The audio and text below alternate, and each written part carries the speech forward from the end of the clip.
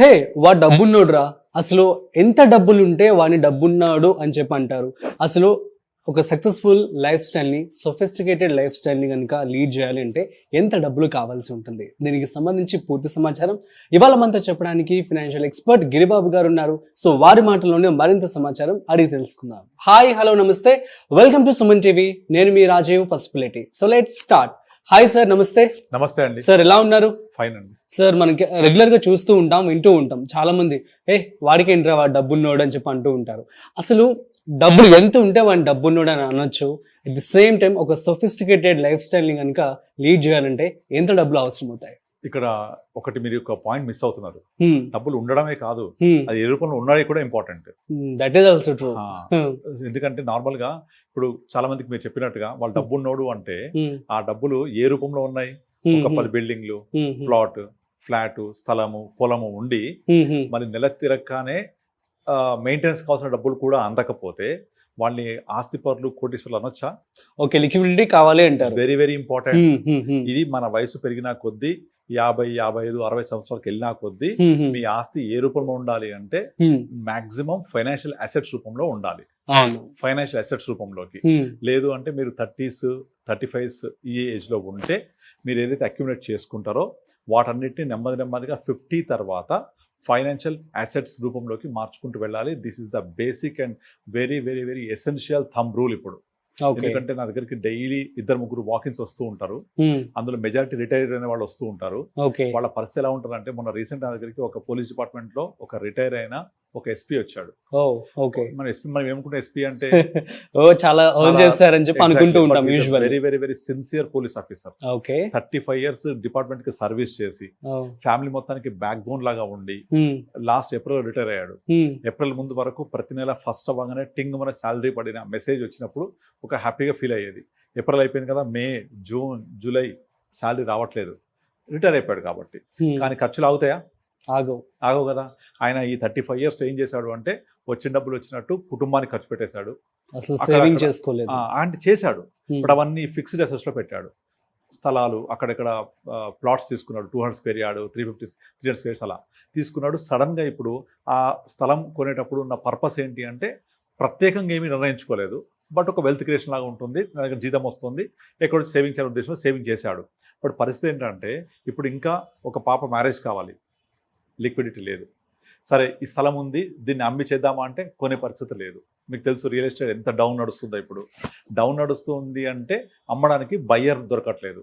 సరే అక్కడ నడిచే ప్రైస్ కంటే నేను తక్కువకే డిస్పోజ్ చేస్తాను, ఒక 20% డిస్కౌంట్ సేల్ చేద్దామన్నా కొనే పరిస్థితి లేదు. నెంబర్ 2, రిటైర్ అయిన తర్వాత ఖర్చులు ఆగవు కదా, మెడికల్ ఎక్స్పెన్సెస్ పెరుగుతాయి, రెస్పాన్సిబుల్ అలాగే ఉంటాయి. అండ్ 60కి రిటైర్ అయితే ఇప్పుడున్న ఇంప్రూవ్డ్ హెల్త్ కండిషన్స్ లో he's going to live up to 80+ అయితే పెన్షన్ వస్తుందా అంటే ఎస్ వస్తుంది పెన్షన్, కానీ అది హాఫే వస్తుంది, ఫుల్ సాలరీ రాదు కదా. ఇంకా లయబిలిటీస్ అన్ని కంప్లీట్ అవ్వలేదు. అండ్ అసలు జీవితంలో నేను మా ఆవిడని తీసుకొని ఏ టెంపుల్స్కి తిరిగింది లేదు, వెకేషన్స్కి వెళ్ళింది లేదు. అవన్నీ నేను ఇప్పుడు నా రిటైర్ అయిన తర్వాత లీజర్ ఉంటాను కాబట్టి చేద్దాం అనుకుంటే చేతితో డబ్బులు లేవు. ఆ ఉన్న డబ్బులు, ఉన్న కొద్ది డబ్బులు కాస్త ఫిక్స్డ్ అసెట్స్ రూపంలో, అదే రియల్ ఎస్టేట్ రూపంలో ఇరుక్కుపోయి ఉన్నాయి. ఇల్లు సొంత ఇల్లే, కానీ నాకు మెయింటెనెన్స్కి ఇబ్బంది అయిపోతుంది. సో ఇది కాదు కదా. ఇప్పుడు ఆయన ఆస్తిపడి అనొచ్చా అనొద్దా? డెఫినెట్ అనొచ్చు. ఎందుకంటే సొంత ఇల్లు ఉంది, ప్లాట్ 2-3 ప్లాట్లు ఉన్నాయి, కానీ మంత్లీ ఇన్కమ్ ఎక్కడుంది?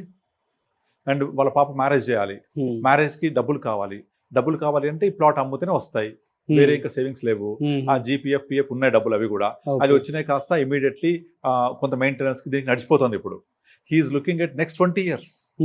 20 years తింటూ కూర్చోగలం, వీటితోటి కొండలనే కరిగిపోతూ ఉంటాయి.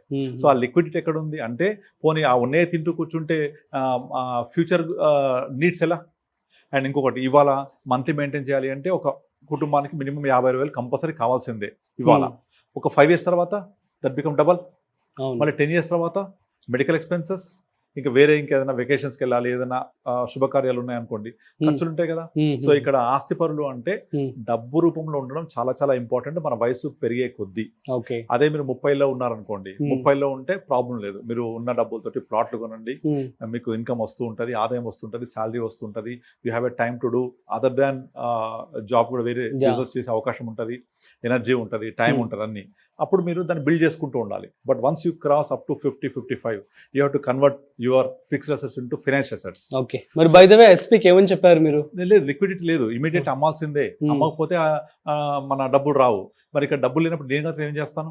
సో నేను చెప్పానంటే ఉన్న ఏదైతే ఇప్పుడు పెన్షన్ది వస్తుంది మన ఇది మన జీపీఎఫ్, తర్వాత కొంత గ్రాట్యుటీ వస్తుంది, గవర్నమెంట్ ఇస్తుంది కదా, ఇంక ఇవ్వలేదంట వాళ్ళకు, వస్తుంది ఇప్పుడు నెక్స్ట్ 1-2 months లో వస్తే దాన్ని అంతా తీసుకెళ్లి మ్యూచువల్ ఫండ్ ఇన్వెస్ట్ చేసి ఎస్డబ్ల్యూపీ తీసుకోమని చెప్పాను.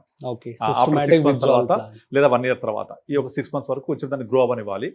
గ్రో అయిన తర్వాత మనం చాలా మంది చేసే తప్పు ఏంటంటే ఎస్డబ్ల్యూపీ అయితే తీసుకెళ్ళిపోయి బ్యాలెన్స్ ఫండ్లోనో కన్జర్వేటివ్ ఫండ్స్ పెట్టేసుకొని అక్కడ నుంచి ఎస్డబ్ల్యూ పెట్టేసుకుంటారు 6 or 7%. దానివల్ల మీ కార్పస్ గ్రో అవ్వదు. అలా కాకుండా నేను ఒక 1 year డిఫర్ చేయండి, అంటే 1 year డిఫర్ చేయడం అంటే ఇవాళ ఇన్వెస్ట్ చేసి ఒక 1 year వెయిట్ చేయండి. ఈ 1 year కి కావాల్సిన మనీ మెయింటెనెన్స్ దగ్గర పెట్టుకోండి. ఈ 1 year తర్వాత గ్రో అవుద్ది కదా, అంటే అట్లీస్ట్ ఒక 10-12% గ్రో అయింది అనుకోండి, అంటే మంచి flexi cap, large cap, large and mid cap, multi cap ఇలాంటి ఫండ్స్ పెట్టుకొని ఒక 1 year వరకు గ్రో చేసి ఆ గ్రో అయిన అమౌంట్ ని సపరేట్ బకెట్ క్రియేట్ చేసి, that's what I do generally.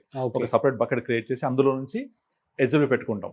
అప్పుడు మన బేస్ కార్పస్ ఏదైతే ఉందో అదేమో మంచి అగ్రెసివ్ ఈక్విటీ ఫండ్స్ లో, అంటే large cap, large and mid, multi అంతే, అగ్రెసివ్ హైబ్రిడ్ అంటే ఇవి పొటెన్షియల్ గ్రోత్ రేట్ ఉన్న ఫండ్స్ అనమాట. అది గ్రో అయ్యాక తీసి కన్జర్వేటివ్ ఫండ్స్ లోకి మూవ్ చేసుకొని దాని నుంచి ఎస్డబ్ల్యూపీ ఇచ్చుకుంటాం. ఎస్డబ్ల్యూపీకి ఏమైనా మినిమం బ్యాలెన్స్ ఇంత ఏం లేదు. మనము ఇలా క్రియేట్ చేసుకొని 2 buckets, one is growth oriented funds లో పెట్టుకొని వచ్చిన గ్రోత్ ని కన్జర్వేటివ్ ఫండ్స్ పెట్టుకొని ఇది ఎస్డబ్ల్యూపీ చేసుకుంటూ ఉండాలి. ఇలా చేయడం వల్ల ఏమైతుంది, కార్పస్ అలాగే ఉంటుంది కదా, ప్లస్ గ్రో అవుతుంది కదా. సో కనుక ఇవాళ నాకు 50,000 సరిపోయింది, 2-3 ఏళ్ల తర్వాత 50 సరిపోదు, పెంచాలి. అప్పుడు ఇలా పెరుగుతూ ఉంటే నేను పెంచుకోవడానికి స్కోప్ దొరుకుతూ ఉంటుంది.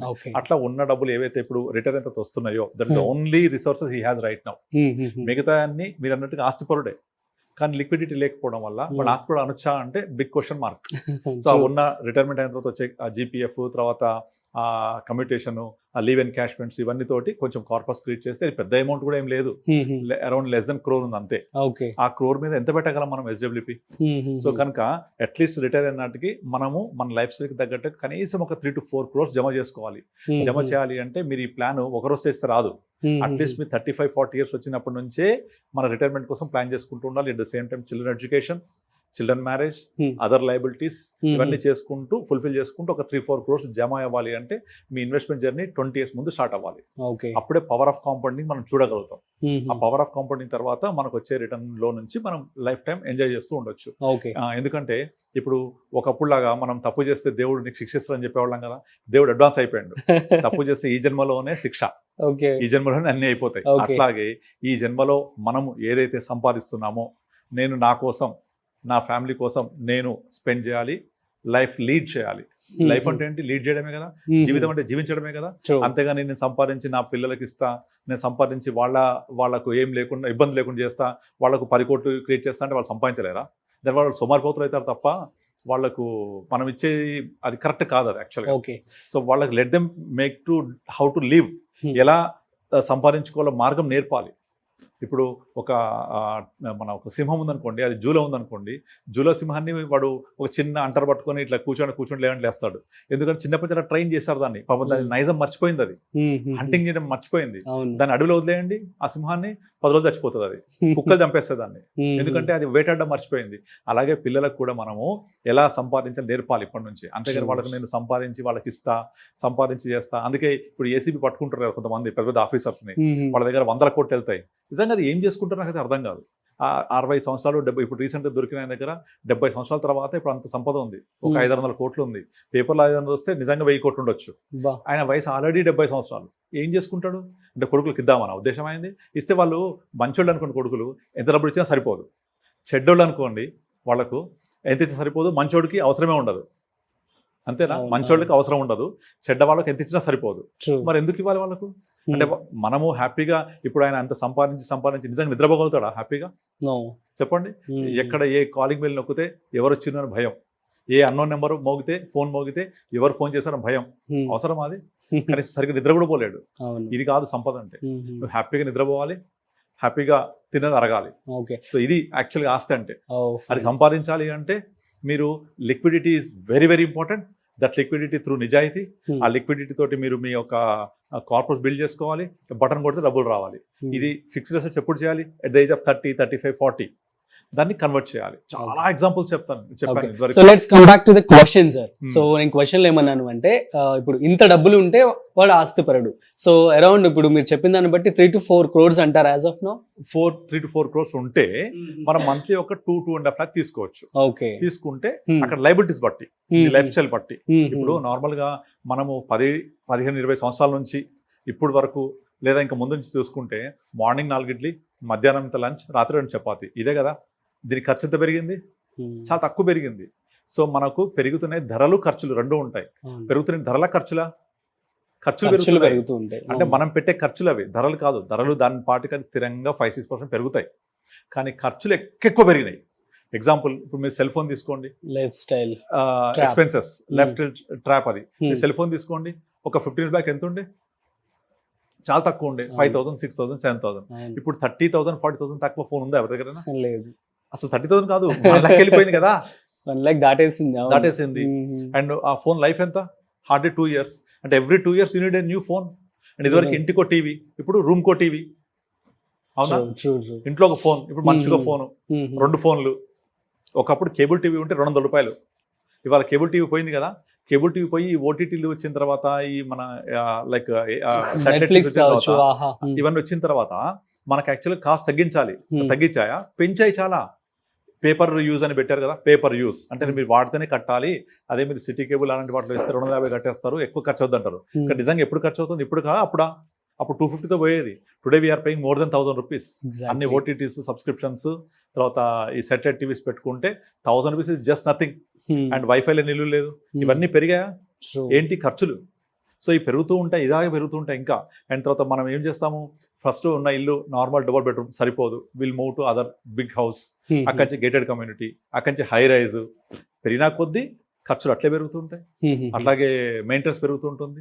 సో ఇవన్నీ పెరిగినప్పుడు మనకి ఏం కావాలి? లిక్విడిటీ కావాలి.